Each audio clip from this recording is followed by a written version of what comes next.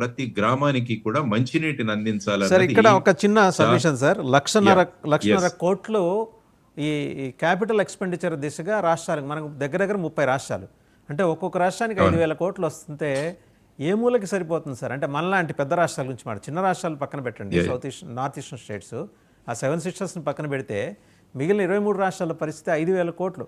And ఇంకోటి GST దగ్గరకు వచ్చేప్పటికి చాలా బిగుసుకునే కూర్చుంది కేంద్ర ప్రభుత్వం. ఈ క్యాపిటల్ ఎక్స్పెండిచర్ దగ్గర ఏంటంటే కొంచెం ఏమైనా లివరేజ్ ఉండే అవకాశం ఉందా అని.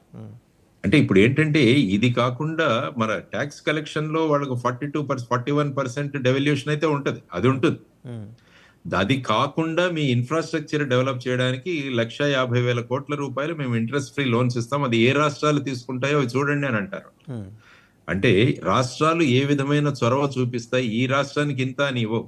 ఎవరైతే ఇన్ఫ్రాస్ట్రక్చర్ ప్రాజెక్ట్స్ మేము చేస్తామని ప్రాజెక్ట్ ప్రపోజల్స్ లో వస్తే దానికోసం 1,50,000 కోట్ల రూపాయలు మేము పెట్టున్నాము అని చెప్పేసి వాళ్ళు చెప్పడం జరిగింది. కేంద్రం దగ్గర నుంచి స్కీమ్స్ తీసుకురావడంలో మన చొరవ చూపించడం చాలా అవసరం. స్టేట్స్ హక్కుగా మీకు వచ్చేది 41% డెవల్యూషన్, అందులోంచి వస్తుంది మీకు 41% డెవల్యూషన్ వచ్చేస్తుంది, అది రావాలి, ఎందుకంటే వాళ్ళు కలెక్ట్ చేసి మనకి ఇస్తున్నారు కాబట్టి.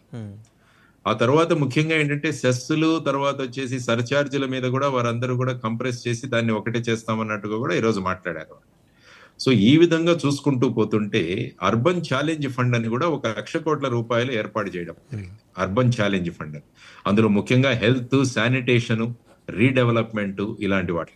కాబట్టి ఇప్పుడు రాష్ట్రాలు పోటీ పడాల్సింది ఏంటంటే ఈ ఫండ్ అవైలబిలిటీ ఉంది కాబట్టి మనం ప్రపోజల్స్ తీసుకువెళ్ళాలి అన్నది చూడాలి. ముఖ్యంగా ఉంది. తర్వాత కేంద్ర ప్రభుత్వం వీరి మీద ఆధారపడి ఉంది కాబట్టి ఇప్పుడు వీరు త్వరగా చొరవ తీసుకుని వెళ్ళి తీసుకొస్తే అప్పుడు మనకు ఆ ఫండ్స్ అన్నవి వస్తాయన్నది అవసరం. తర్వాత పవర్ సెక్టర్ లో కూడా వారు ఏమన్నారంటే మీరు గనక పవర్ సెక్టర్ లో రిఫార్మ్స్ తీసుకొచ్చి డిస్కాముల పరిస్థితి మీరు గనక అభివృద్ధి చేయగలిగితే మీకు 0.5% ఆఫ్ జిఎస్డిపిలో మీరు బారోయింగ్ తెచ్చుకోవచ్చు అని చెప్పారు. ఎందుకంటే జిఎస్డిపిలో 3% కన్నా ఎక్కువ బారోయింగ్ తెచ్చుకోలేము ఎఫ్ఆర్బిఎం యాక్ట్ వల్ల. కానీ ఇప్పుడు పవర్ సెక్టర్ లో గనక మీరు రిఫార్మ్స్ తీసుకోగలిగితే ఇంకో 0.5% మీరు ఎక్స్ట్రాగా బారోయింగ్స్ తెచ్చుకోవచ్చు అన్నది కూడా ఒక సోదరు. కాబట్టి ఈ విధంగా రాష్ట్రాలకు మా మీద ఆధారపడకండి, మిమ్మల్ని మీరు అభివృద్ధి చేసుకోండి, మేము ఇక్కడ ఫండ్ అయితే పెడుతున్నాం, మీకు ఇంట్రెస్ట్ ఫ్రీ లోన్ కావచ్చు, లేకుంటే అర్బన్ డెవలప్మెంట్ ఫండ్ కావచ్చు, లేకుంటే 0.5% మీకు పవర్ సెక్టర్ రిఫార్మ్స్ కావచ్చు, ఇవన్నీ చేస్తున్నాం. కాబట్టి మీరు ఏ విధంగా ముందుకు వెళతారు అన్నది కూడా మనం చూడాల్సిన అంశం. ఇంకో 2 ఆస్పెక్ట్స్ టచ్ చేశారు సార్. 25,000 కోట్ల రూపాయలతో నేషనల్ మ్యారిటైమ్ ఫండ్ ఒకటి, తర్వాత మెడికల్ టూరిజం కోసం విదేశాల నుంచి వచ్చే వాళ్ళకి మినహాయింపులు కొన్ని, అంటే వెసులుబాటు, ఒక రకంగా చెప్తే వెసులుబాటు. మ్యారిటైమ్ ఫండ్ అనేది చూడబోతే మనది పెనిన్సులర్ కంట్రీ, ద్వీపకల్ప దేశం కాబట్టి మనకి అవసరం. అండ్ మన దగ్గర నుంచి పారిశ్రామికవేత్తలే, అదానీసే వేరే దేశాల్లో కూడా పోర్ట్స్ కట్టారు. ఇన్ఎవిటబుల్గా అదే నేషనల్ ప్రాపర్టీ, పేరుకి అదానిది కావచ్చు కానీ అది ఎండ్ ఆఫ్ ద డే ఒక 100 ఏళ్ల తర్వాత మళ్ళీ భారతదేశానికి చెందింది కానీ చూస్తాం. సో ఈ క్రమంలో వీటన్నిటిని, తీర ప్రాంతాన్ని రక్షించుకోవటం, తీర ప్రాంతానికి పొరుగు దేశాల నుంచి ఉన్న ముప్పు, ప్రత్యేకించి చైనా నుంచి పొంచి ఉన్న ముప్పు, వీటన్నింటిని దృష్టిలో పెట్టుకొని ఒక లాంగ్ విజన్ తోటి ఇది ఏర్పాటు చేశారని మ్యారిటైమ్ ఎక్స్పర్ట్స్ చెప్తున్నారు సార్. ఎందుకంటే మనకు సాగర్మాల కావచ్చు, ఈ ప్రాజెక్ట్స్ కావచ్చు, వీటన్నిటిలో ఏమవుతుందంటే బేసిక్ గా పోర్ట్లు అన్నవి ఎప్పుడైతే ప్రైవేట్ వ్యక్తుల చేతిలో వెళతాయో అక్కడ మళ్ళా నేషనల్ సెక్యూరిటీ ఇష్యూస్ వచ్చే ప్రభావం కనిపిస్తుంది మనకి ఎప్పుడు కూడా. ఎందుకంటే వీళ్ళు కడతారు, తీసుకుని మళ్ళీ ఎవరికి ఇస్తారో మనకు తెలియదు. ఆ విధమైన పరిస్థితుల్లో మీరు శ్రీలంకలో కట్టిన పోర్ట్ కావచ్చు, మిగతా ప్రాంతాల్లో కూడా కావచ్చు, ఇరాన్లో కానీ, వీటన్నింటినీ కూడా మనం ఆలోచించుకుంటూ వెళితే మ్యారిటైమ్ బోర్డులు, స్టేట్ మ్యారిటైమ్ బోర్డ్స్ ఏవైతే ఉన్నాయో వాటిని మనము అభివృద్ధి చేయడం చాలా అవసరం. For example Visakhapatnam port trust ఉంది, లేకుంటే కొత్త పోర్ట్లు వస్తున్నాయి. వీటన్నిటిని దృష్టిలో ఉంచుకొని నేషనల్ సెక్యూరిటీ దృష్టిలో కూడా ఈ 25,000 కోట్ల రూపాయలు మ్యారిటైమ్ లో ఏర్పాటు చేయడం అన్నది చాలా స్వాగతించాల్సిన ఒక నిర్ణయం. మనం సో ఆ విధంగా ఒక 25,000 కోట్ల రూపాయల కార్పస్ ఫండ్ అన్నది ఒకటి ఏర్పాటు చేసి మేము డెవలప్ చేస్తామన్నది. దానితో పాటు ఎలక్ట్రిక్, మన పవర్ సెక్టర్ లోకి వచ్చిన తర్వాత న్యూక్లియర్ పవర్ మీద కూడా ఈసారి గట్టిగా మాట్లాడడం జరిగింది. అంటే సుమారుగా మీరు చూసుకుంటే ఒక 100 గిగావాట్లు 2047వ సంవత్సరానికి మనం పెట్టాలి. దానికోసం ఒక 20,000 కోట్ల రూపాయలు కేటాయిస్తారు. కానీ యాక్చువల్ గా 1 గిగావాట్ రావాలంటే సుమారుగా చాలా ఖర్చు అవుతుంది మనకు. ఇంత సులభంగా అవ్వదు. కానీ ఎక్కడో చోట ఒక ప్రారంభం జరిగింది దీంట్లో. న్యూక్లియర్ ఎనర్జీ మీద మనం కొంత కాన్సన్ట్రేట్ చేయడం.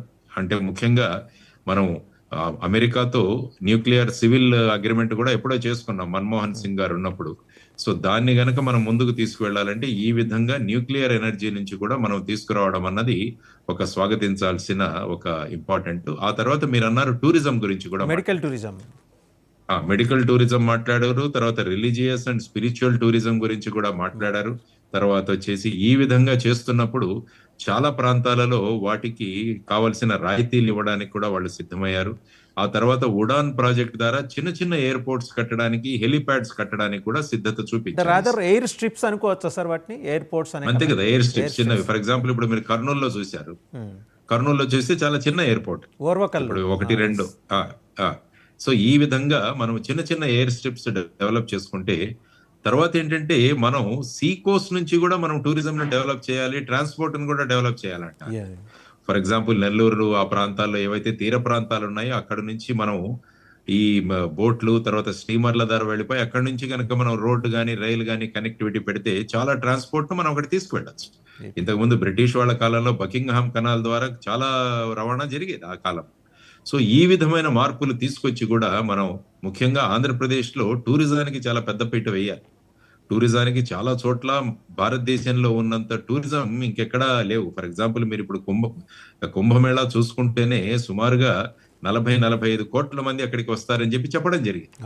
సో ఆ విధమైన పరిస్థితుల్లో ఇంత టూరిజం అండ్ టూరిస్ట్ పొటెన్షియల్ ఉన్న మన దేశంలో, తర్వాత ముఖ్యంగా ఆంధ్రప్రదేశ్, తెలంగాణలో ఈ టూరిజం ప్రాజెక్ట్స్ అన్నవి మనం ఇంప్రూవ్మెంట్ చేసుకోగలిగితే ఏమవుతుందంటే బ్రహ్మాండమైన మనకు ఆదాయం వస్తుంది. దాని తర్వాత ఏంటంటే ముఖ్యంగా ఫారిన్ టూరిస్టులను కనుక మనం అట్రాక్ట్ చేయగలిగితే ఇంకా మనకు ఫారిన్ ఎక్స్చేంజ్ రూపంలో కూడా చాలా వచ్చే అవకాశం ఉంది. దానికోసం వాళ్ళు ఏంటంటే వీసా ఫీజు రిలాక్సేషన్స్ ఇవన్నీ కూడా చాలా కల్పించారు ఈ రాష్ట్రంలో. అందువల్ల భారతదేశంలో ఒక 50 టూరిస్ట్ డెస్టినేషన్లు అన్నవి ఐడెంటిఫై చేసి అక్కడ తర్వాత వీసా ఫీ వేవర్స్ కానీ ఆ విధంగా డెవలప్ చేయడానికి వాళ్ళు చేసిన ఒక ఇది. తర్వాత ఇన్నోవేషన్ రంగంలో కూడా ఒక 20,000 కోట్లతో ఇన్నోవేషన్ స్టార్ట్ చేయడానికి కూడా వాళ్ళు ఒక ప్రకటించడం జరిగింది. దానిలో ముఖ్యంగా deep technology fund of funds అన్నది ఏర్పాటు చేయడము, తర్వాత ప్రైమ్ మినిస్టర్ రీసెర్చ్ ఫెలోషిప్స్ కూడా ఈసారి ఒక 10,000 మందికి ఎక్స్ట్రా ఇచ్చి దాని ద్వారా మనం ఈ రీసెర్చ్ డెవలప్ చేయాలి అన్న దాని గురించి కూడా వారు ఏర్పాటు చేయడం జరిగింది. సో ఈ విధంగా మీరు చూసుకుంటూ పోతుంటే ఎక్స్పోర్ట్ ప్రమోషన్ కూడా చాలా ఆసక్తికరమైన, చాలా ముఖ్యమైన రాయితీలు కూడా కల్పించడం జరిగింది. ముఖ్యంగా కస్టమ్ డ్యూటీస్ కానీ ఇలాంటి వాటిలో చాలా రాయితీలు కల్పించి ఎక్స్పోర్ట్స్ ప్రమోషన్ అన్నది చాలా ముఖ్యమైన అంశం. ముఖ్యంగా అగ్రికల్చర్ లో కనుక మనం